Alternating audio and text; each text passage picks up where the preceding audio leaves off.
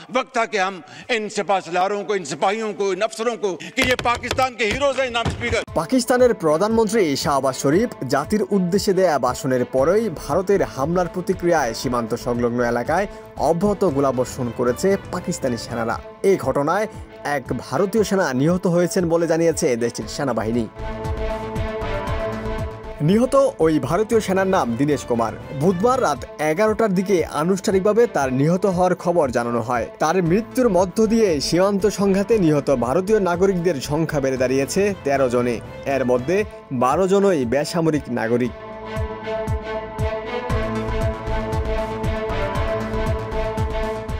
ভারতীয় সেনাবাহিনীর সামাজিক যোগাযোগ মাধ্যম এক্সে এক পোস্টে বলেছে, হোয়াইট নাইট কোরের জিওসি ও সব সদস্য 5 ফিল্ড রেজিমেন্টের ল্যান্স নায়ক দীনেশ কুমারের চূড়ান্ত আত্মত্যাগকে সম্মান জানায়। তিনি 7 মে পাকিস্তানের গোলাবর্ষণের সময় প্রাণ হারিয়েছেন। যারা পুঞ্জ সেক্টরে নিরীহ বেসামরিক নাগরিকদের লক্ষ্য করে চালানো হামলার শিকার হয়েছেন, আমরা তাদের পাশে আছি।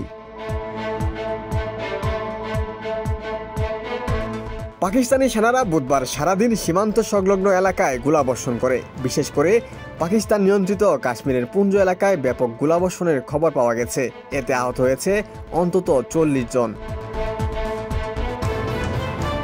এদিকে ভারতীয় সেনা কর্মকর্তারা জানিয়েছেন, তারা এই গোলাবর্ষণের উপযুক্ত জবাব দিচ্ছেন।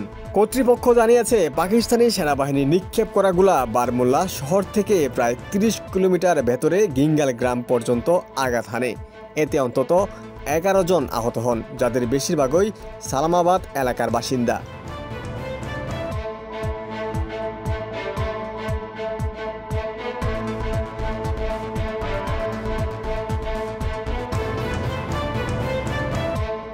উরির এক বাসিন্দা বলেন, মঙ্গলবার রাত 11টার দিকে গোলাবর্ষণ শুরু হয়। আমরা বাংকারে ঢুকে পড়ি।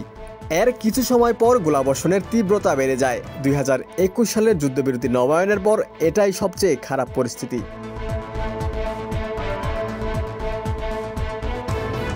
সরকারি সূত্র বলছে, সীমান্তবর্তী এলাকার বাসিন্দারা ভূগর্ভস্থ বাংকারে অবস্থান নিয়েছেন। সীমান্ত থেকে দূরবর্তী এলাকার আরও অনেক মানুষ ক্ষতিগ্রস্ত হয়েছেন। এর আগে গত মঙ্গলবার দিবাগত রাতে পাকিস্তানের বিভিন্ন এলাকায় হামলা চালায় ভারতীয় সেনাবাহিনী।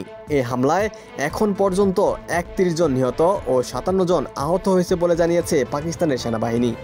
এদিকে হামলার পর থেকেই সীমান্তে পাকিস্তানি বাহিনীর গোলাবর্ষণে 15 বেসামরিক নাগরিক নিহত ও 43 জন আহত হয়েছে বলে জানিয়েছে ভারতের সেনাবাহিনী।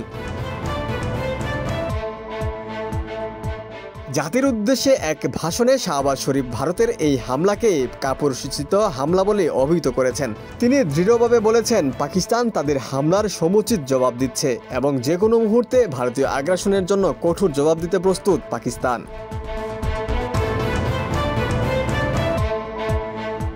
ওমর ফারুক, ঢাকা প্রকাশ।